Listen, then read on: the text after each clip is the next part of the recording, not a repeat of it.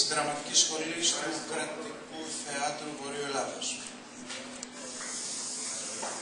Ναι.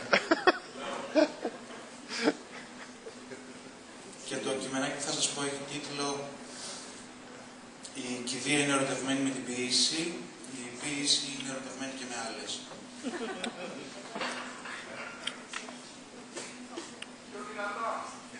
Πιο κοντά. Πιο μακριά. Άλλος.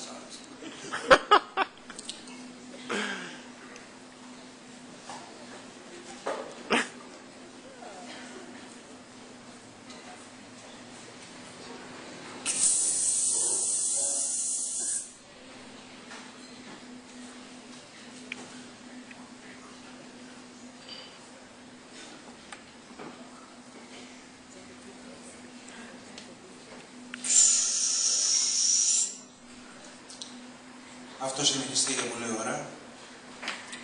Εκείνος την κάρφανε με το βλέμμα του.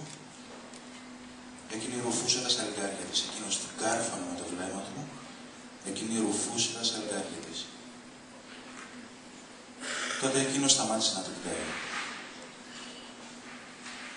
Τότε εκείνη κοίταξε τα δάχτυλα των χεριών της. Απομακρύνθηκε από τα σαλιγκάρια που ρουφούσε. Από τις φρενάδες της και σηκώθηκε και χόρεψε όπως ποτέ άλλοτε, σαν δίχως να ξέρει πως σηκώθηκε και χόρεψε όπως ποτέ άλλοτε.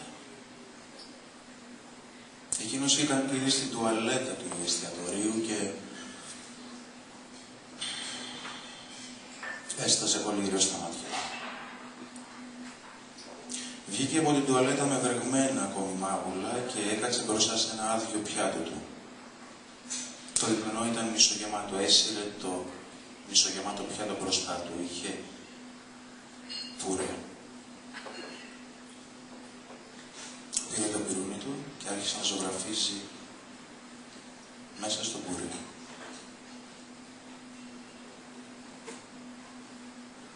Με βρεγμένα ακόμη μάγουλα, και ενώ εκείνος ολοκλήρωνε με το πυρούνι στο πουρέ το πρώτο φτερό του Βυζαντινού Αγγέλου, το κοίταξε εκείνη.